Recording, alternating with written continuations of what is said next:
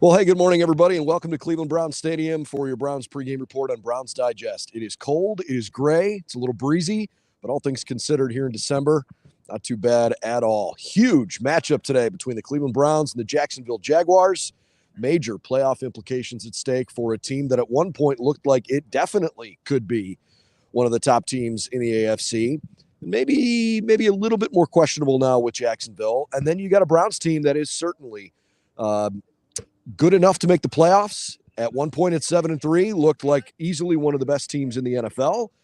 Losing the last couple of weeks hasn't sat quite as well with the team and the fan base, but at 7-5, still squarely in the mix for an AFC wildcard spot, and certainly hoping to make quite a statement this afternoon. I'm Brendan Gulick with Anthony Meglin. Anthony, all quarterback talk leading into this one because both teams have fluctuating quarterback situations coming in. Cleveland Browns have not named a starting quarterback yet, although the expectation is that Joe Flacco is going to start and that DTR, assuming he is healthy enough to play, he's cleared concussion protocol, everything looks fine. I wouldn't be surprised if he gets into a special package or two somewhere along the way today. Trevor Lawrence on the other side, obviously dealing with a high ankle sprain. He's a game-time decision. The other couple quarterbacks on Jacksonville's roster are warming up right now. I'm sure Trevor will get out there and try to give it a go. But I think the Browns have to be prepared for Lawrence to play. Absolutely.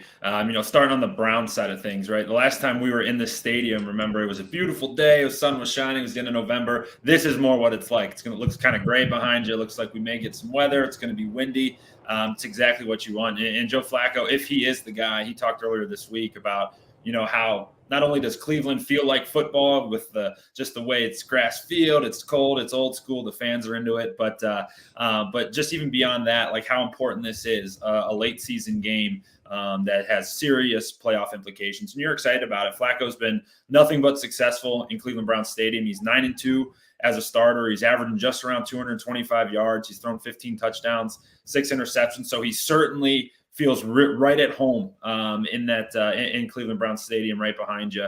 And you feel good. If he is the guy who goes, you feel really good about it because, last week in his first start, looked solid, right? There's some stuff we wanted back. You obviously want that interception back, but also to consider this is his first game in like a year. He was sitting on his couch 3 weeks ago, so he's going to improve and show that improvement if it is him today. And then on the flip side of things, Trevor Lawrence being injured and even just being hurt, it feels like he's trying to play. He's never missed a start, 46 straight starts for Trevor Lawrence.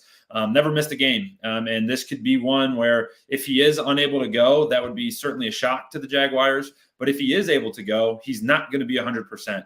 And you take him out with Christian Kirk being out and then being down their right tackle, that's going to play a factor. So, the cliche storyline is the quarterbacks, but which quarterback's going to show up and perform the best.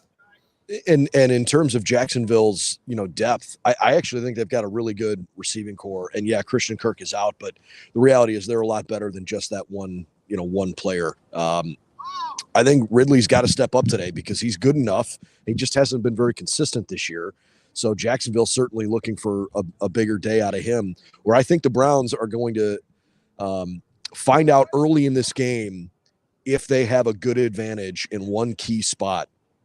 It's going to be Myles Garrett against Ezra Cleveland, who is a guard by trade, playing tackle with an injury at tackle against a guy who hasn't played tackle since he was in college, right? And I'm sure Ezra Cleveland is capable of handling the job, but the shoulder injury to Myles Garrett last week, I don't want to say that he was a decoy. He played okay. Certainly didn't play like what we know Myles Garrett's capable of playing. So to me, there's this element of like, hey, you've got a superstar defensive player who's not 100%, but you're going against a guy who's out of position.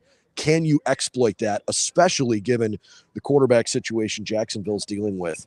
I hope Myles Garrett can have a huge day today. And I know you always hope that, but like especially today, that could be a really important piece.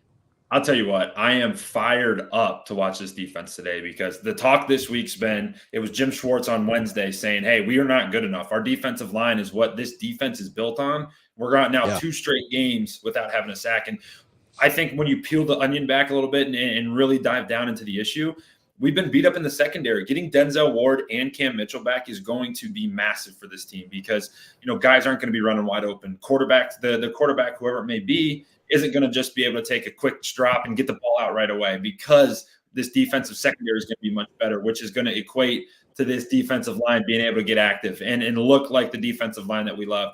I'm excited to see Myles Garrett. I'm excited to see the rest of the crew. Obo Okoronkwo, Zadarius Smith, Dalvin Tomlinson in the middle. All these guys, like, let's go. Let's look the way we used to in the beginning of the season, and they can really control this game and really make a difference on that defensive line. Jacksonville's rush defense has been pretty good this year, and obviously the Browns have been a predominantly good running football team throughout the year, even though they've only had Nick Chubb for the first 2 games of the season.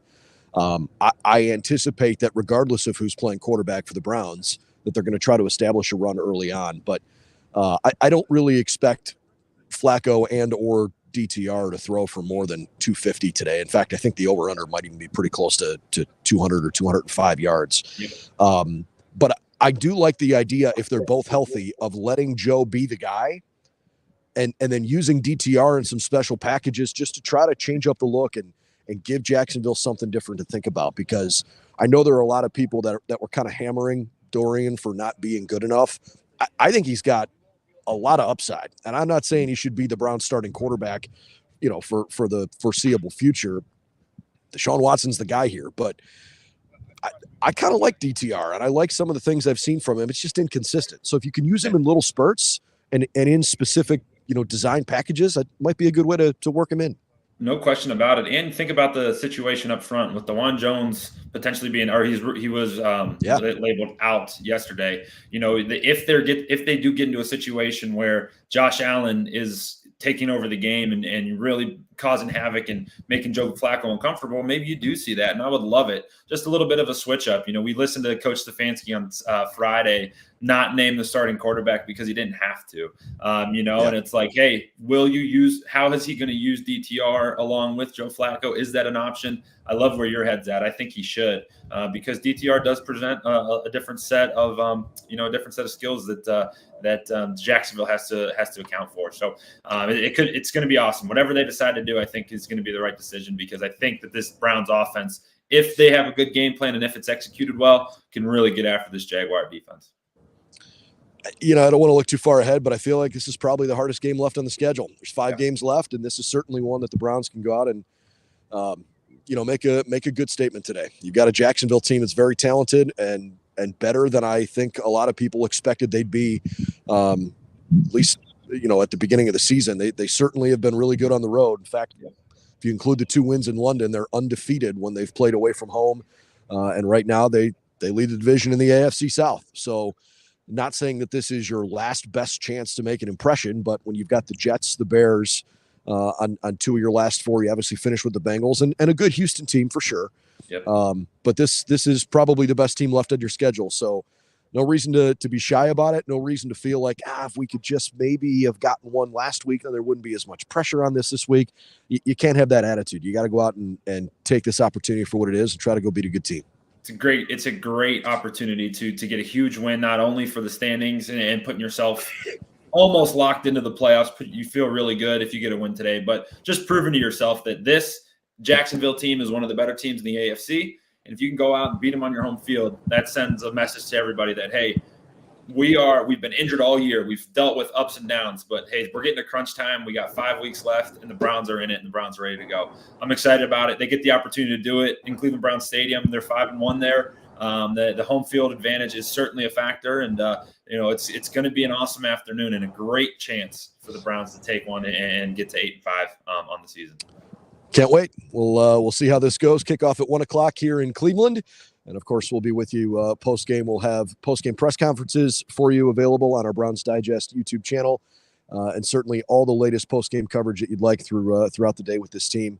You can check out BrownsDigest.com, and Anthony and I will be back here post-game to give you our reaction as well. So for Anthony Meglin, I'm Brendan Gulick. Enjoy the game. The Browns and the Jaguars kicking off in just a couple hours. Inactives will be available right around 11:30, so we'll give you those when we find them out. But, again, for all the latest, keep it here with Browns Digest.